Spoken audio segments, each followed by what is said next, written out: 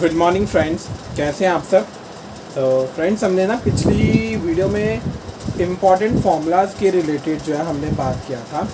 आज उन important formulas के थ्रू सम्स को कैसे कैलकुलेट करते हैं, उन फार्मूलाज को सम्स में कैसे अप्लाई करना है, आज हम ना वो सम्स के थ्रू समझेंगे। तो एग्जांपल लेते हैं। From the following figures calculate cost of goods sold. Cost of goods sold. कह रहा from the following figures calculate the cost of goods sold. So I'm just write down some values. So accordingly we will calculate the value of the cost of goods sold. So opening stock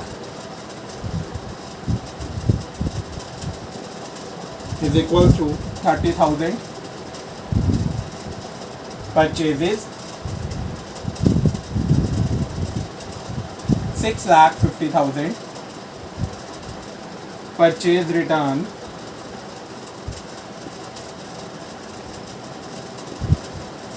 10,000. Direct wages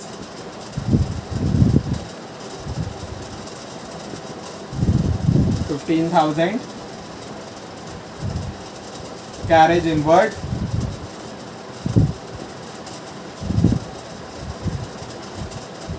3,000.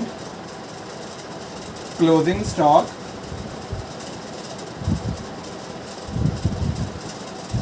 28,000. Okay, सो ये values given है। अब इन values के through हमने calculate करना है cost of good sold.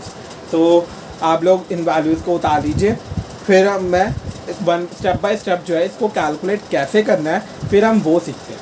तो मैं इसको रब कर रहा हूँ।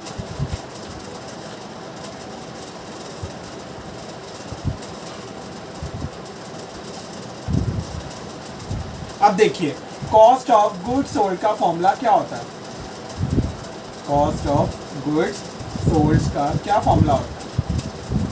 Opening stock plus purchases plus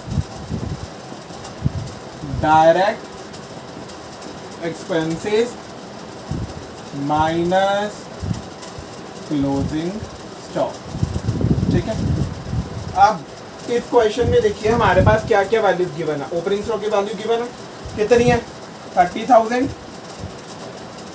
okay, purchases देखिए हमारे पास टोटल परचेजेस भी गिवन है और साथ साथ क्या है, परचेज रिटर्न भी गिवन है। हमने यहाँ पर नेट परचेजेस लिखनी है। तो नेट परचेजेस कैलकुलेट करने का फॉर्मूला क्या होता है। Net purchases is equals to total purchases minus purchase return. Total में से परचेज रिटर्न को माइनस कर दीजिए तो हमारे पास क्या निकल आ जाएगा, नेट परचेजेस। तो परचेजेस कितनी है, टोटल परचेजेस हमारे पास 6,50,000। उसमें से परचेज रिटर्न जो हमारे 10,000 है वो माइनस कर दीजिए तो हमारे पास नेट परचेजेस कितना आ गया, 6,40,000। ठीक है, तो यही वैल्यू हमने यहाँ पर परचेजेस में फिल कर दी। अब देखिए, अब उसके बाद हमने क्या फिल करना है, डायरेक्ट एक्सपेंसेस। अब देखिए क्वेश्चन में डायरेक्ट एक्सपेंसेस कौन कौन से हैं। एक तो हमारे पास है डायरेक्ट वेजेस और कैरेज इनवर्ड। अब हमने क्या निकालना है, डायरेक्ट एक्सपेंसेस। अब डायरेक्ट एक्सपेंसेस कैसे निकलेगा, direct wages plus carriage inward.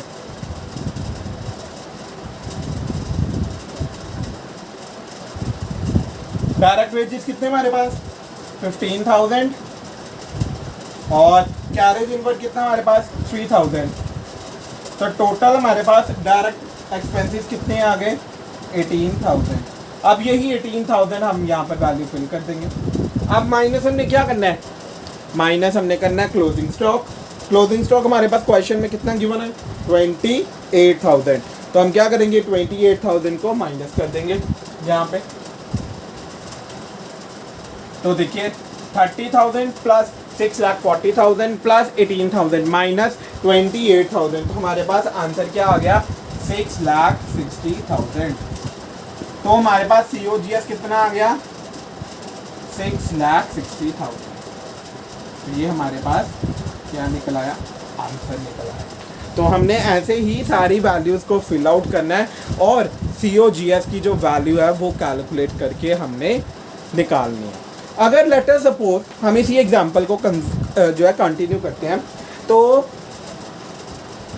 हमने कैलकुलेट करना है ग्रॉस प्रॉफिट, ठीक है।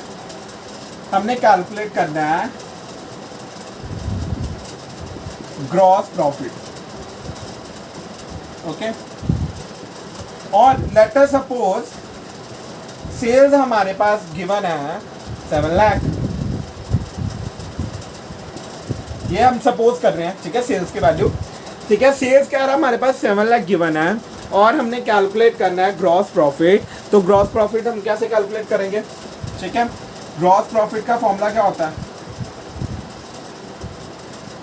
Sales minus COGS, okay. अब सेल्स हमारे पास कितनी है 7 लाख